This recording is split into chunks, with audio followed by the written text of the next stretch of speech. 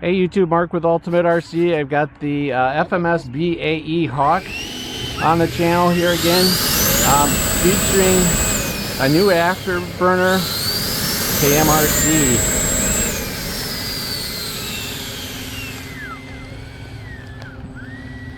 I have it set up so that it doesn't come on with at least 30% throttle, so that's why you're not seeing it right now. But this is a really easy afterburner to install. I actually do have some videos of some tips on installing it. A lot of it's pretty easy to do, doesn't really need any explanation with that regard. But I did do some tips and tricks on a few things I think can make life a little easier putting this in. Let's get this up. Not a ton of light. And let's see what we've got here.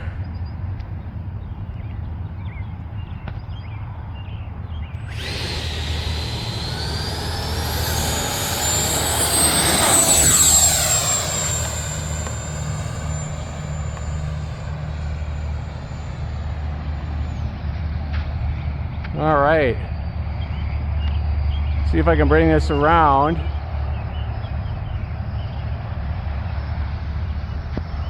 Do any favor of flying right over part-timer's head, or my head for that matter.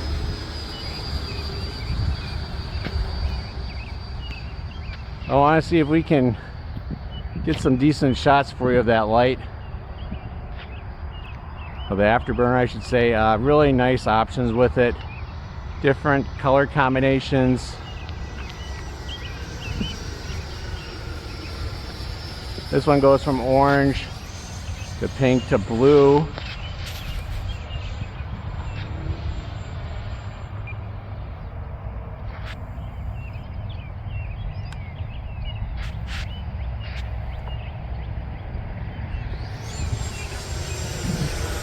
little wonky on me there.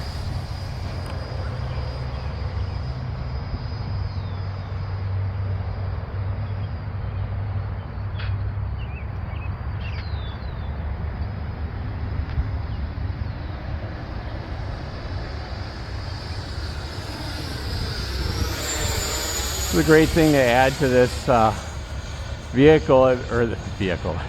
plane. It makes it easier to see on these kind of conditions. It's a really nice light package on this plane. The only thing it doesn't have is some form of tail light.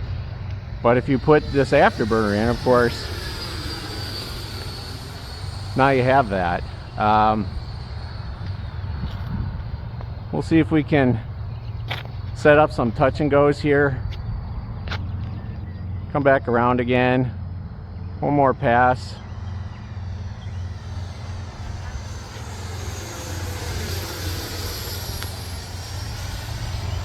You see the change in color a little bit. So we'll set up for a normal pattern here.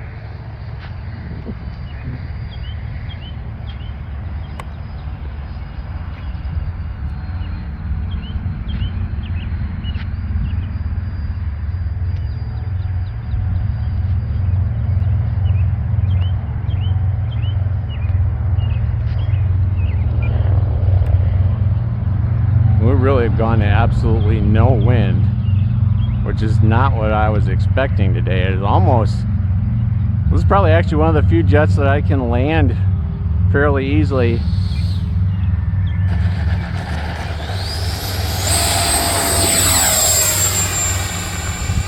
Without any wind. It slows down nice.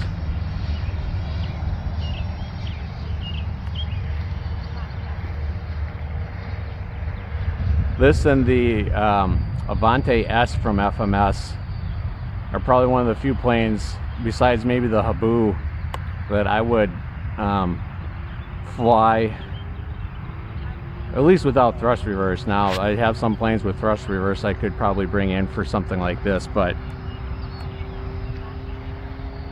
this plane slows down enough and it's stable enough.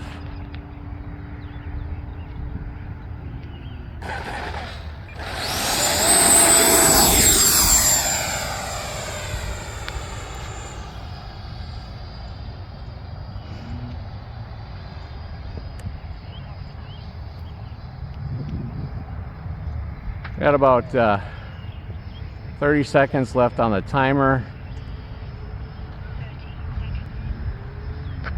Maybe pull another one more touch and go out of this.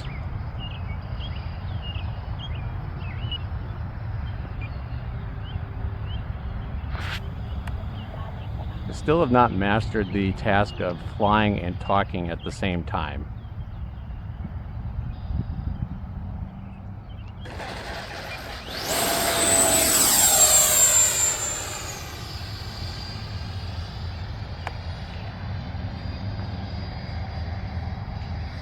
I'll have to get some more videos in with some different color changing. I won't be able to mess around with that tonight because our light is waning. Let's see if I can get some more with that. Again, stay tuned for the tips on how to, some of the tips for attaching this to your plane. The nice thing is it's removable. So if something happens to the plane, you can pull it. Or maybe you just want to put it on a different plane. You could do that. It's not that hard to do. This doesn't get glued in.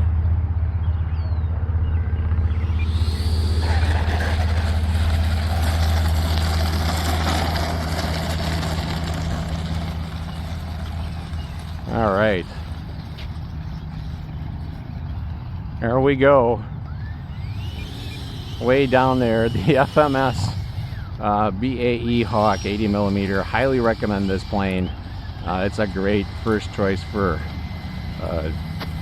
your first 80mm jet. I am affiliated with FMS, so use my links below if you're interested in this plane or any other plane. Any purchases you make does provide us a very small commission to the channel. It doesn't cost you anything. We do appreciate that. But thanks again for watching YouTube. Like and subscribe. Hit the bell. Mark with Ultimate RC. Hey YouTube, second flight. Got the KMRC Afterburner in the BAE Hawk 80mm. This time I've got it switched to a different mode. So this is, you have like a kind of a shimmering mode where it's on all the time, and then it'll give you more light, of course, as you throttle up. I prefer the other way, but when you're dealing in dark conditions, sometimes this is a better option to give you a nice tail light, if you will, no matter what you're doing with the plane. So, and we're getting to the point here where it's about sundown. It's a little darker than that because of the cloud cover, but we'll put this up one more flight, do some more touch and goes with it, and see if we can showcase this a little bit more. Again, like and subscribe, hit the bell, and also some video afterwards in regards to some tips on how to install that. Let's go ahead and get this launched. We got takeoff flaps deployed. I'm in high rates. Let's get her going.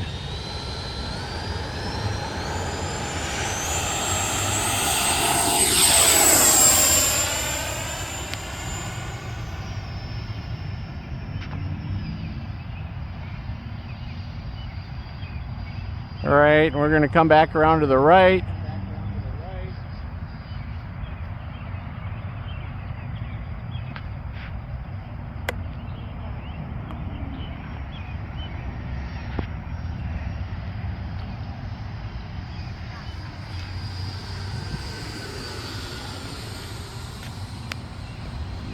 Now, again, just basically adds that one last thing you're missing for twilight flying with this plane. With the nice nav package it does have is that tail light. So now you've got a light point, especially this jet with that nose light.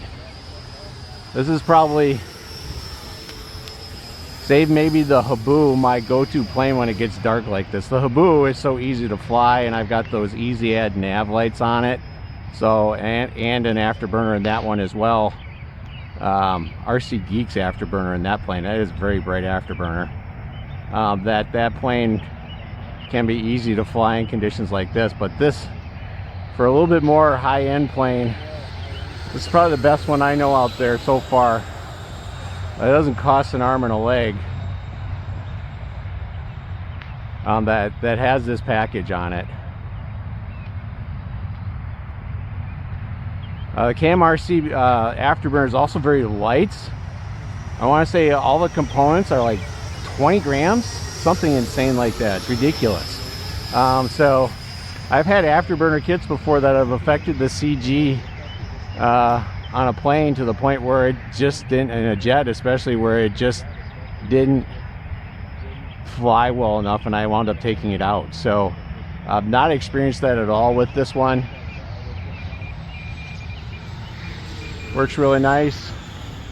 Let's bring it around.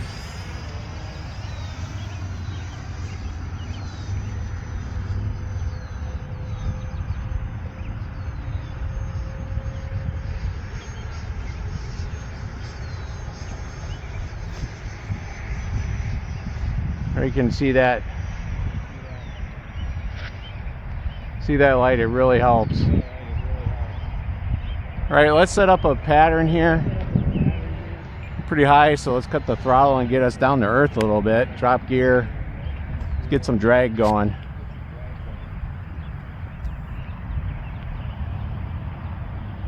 Bring some throttle back in, we're descending pretty good. We're bringing in landing flaps. Again, no wind tonight.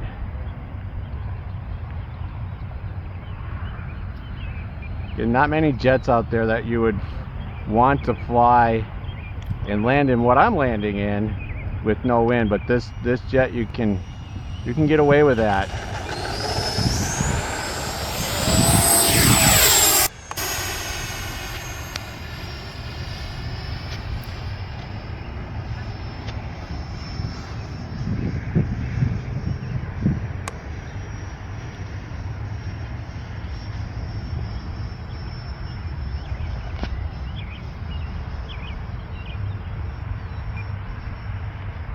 Already got my landing flaps in.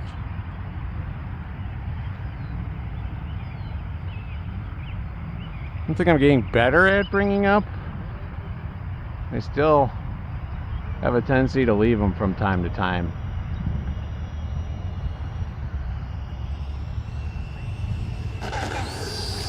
Oof. A little bit of a odd bounce there. I don't know if that was pavement induced or wingtip stall on the ground induced. I've never had that before with this plane. This parking lot, you never know.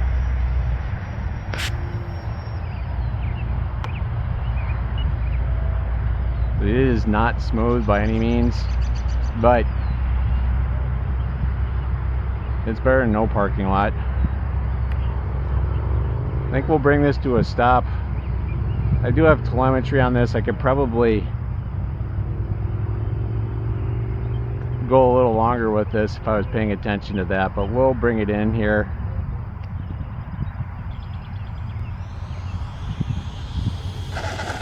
There we go. And you can see with that option to leave it on all the time, it gives you a nice tail light. Again, I don't typically fly that way with it. I like the Afterburner coming on more like when it's supposed to. But thanks again though for watching YouTube. Like and subscribe, hit the bell. And again, affiliated with FMS. If you like this plane or anything else that FMS has, use our links. Again, we do appreciate that support. But again, thanks for watching YouTube. Mark with Ultimate RC.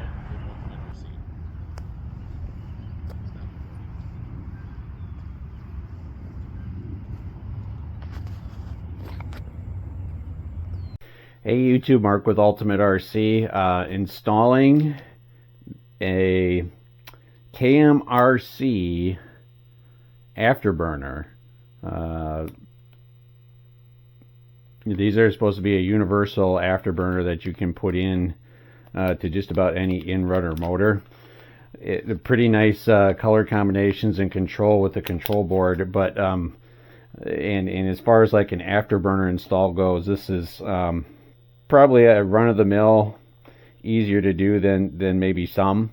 But a unique way to attach this is that this piece gets attached to your unit via zip ties, which pretty easy to do, right? Except for one part, and that is trying to get this threaded in and then back out. It's not an easy thing to do.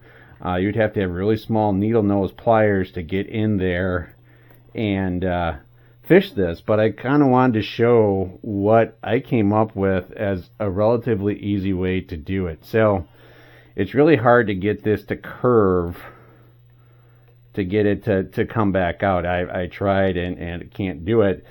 Tried getting a needle nose pliers in there. The ones I have are not small enough. And so what I came up with, if you can stick an Allen wrench in there, and then you can just pull, once you get it against get the zip tie in there, you can get it to help feed it out or pull it out. Now this one's going a little bit harder because I already have one fed in there, and so I don't have as much room as I did before. But here, I almost got this. In fact, I do. There, see, out, simple. Whereas I was probably spending 15 minutes earlier trying to figure out how to do this one. So, easy way to do it. Now it's in there. You can glue this to the motor, but I'm not going to do that. Everything I've seen, you should be able to just zip tie this. And then if you had to remove this at a later date, then you could easily do that and add it to a different model.